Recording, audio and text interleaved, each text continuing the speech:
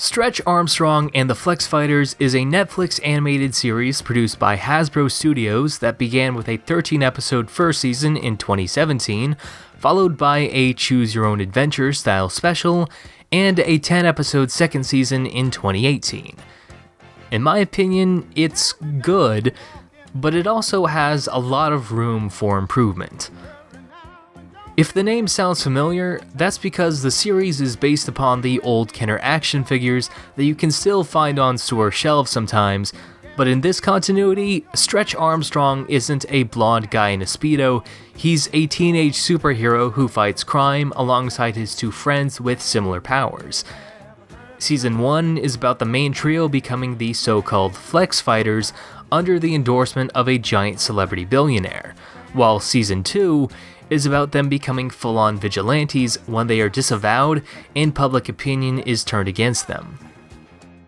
I won't spoil anything specific, but I definitely like Season 2's premise a lot more because it adds more dramatic tension, puts pressure on the characters, and makes them interrogate what it really means to be a hero.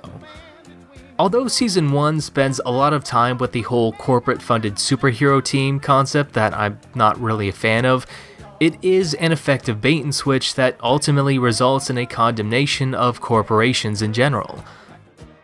No spoilers, but the rat-faced Elon Musk trash man is my least favorite character, while my favorite characters, on the other hand, are Stretch Armstrong himself and the purple-haired love interest who actually becomes more relevant than you might think. Raya Dashti is honestly one of the best animated female characters in recent memory, and I appreciate how the show never belittles her or constantly tries to justify her importance, in the patronizing way. With Stretch, aka Jake Armstrong, I really like his sense of responsibility that he develops over the course of the series, as he transforms from an overworking nerd with a busy schedule to the most heroic protagonist in the series. But with that being said, I kind of wish that the show was more critical of the academic pressure that Jake's father is constantly placing on his own son. I mean, having a routine where you have to grind or crunch your way through everything isn't healthy, and I think that the show had a perfect opportunity to address that issue, but it doesn't really make an actual statement. As for Ricardo Perez, aka Omnimass, I like his family issues and how he initially acts as an audience surrogate to introduce us to the setting, but I also think that it's kind of weird how one of his main personality traits is being super vain all the time. Because while I know that the intent is for it to be a joke, it's a joke that comes at his expense. I think it would be a lot funnier if he was just super confident and comfortable with himself, while everyone else was the butt of the joke instead. However, I think that my biggest issue with Stretch Armstrong and the Flex Fighters is none other than the art style. It's not awful, it just looks a little too much like Grandma got run over by a reindeer, and would be much better if the eye pupils were slightly larger with more of a shine to them.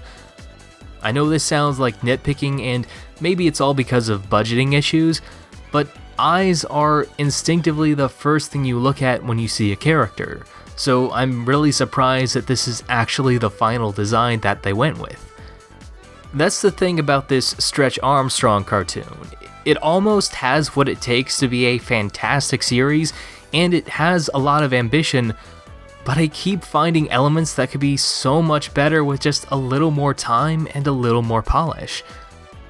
I'm not talking about stupid stuff like whether it obeys the laws of physics or if it's realistic enough. I'm talking about stuff like whether the show fully understands its characters, as well as the artwork that the entire series is depicted in. This was a show made by Chris Wyatt and Victor Cook, who previously worked on cartoons like Spectacular Spider-Man and Scooby-Doo Mystery Incorporated. But I don't see that as evidence proving that Stretch Armstrong is automatically fantastic. I see that as evidence of what one of the creators is really capable of, which is why I have such high expectations in the first place that the show isn't quite meeting. Again, it's not bad, It's just unfortunately not executed as well as the concept deserves to be. For instance, the second episode ends on the visual of its main villain in front of a giant pipe organ, yet immediately squanders all of that melodrama by having him say, "I can't wait for them to meet me." Okay, does anybody else think that this line should have been rewritten to match the tone of the scene, or is that just me? To be more concise, Stretch Armstrong feels like a 90s cartoon made in 2017. It's completely 2D animated, has action sequences and long-form storytelling, but it's also kind of outdated. And that's my honest opinion of Stretch Armstrong and the Flex Fighters.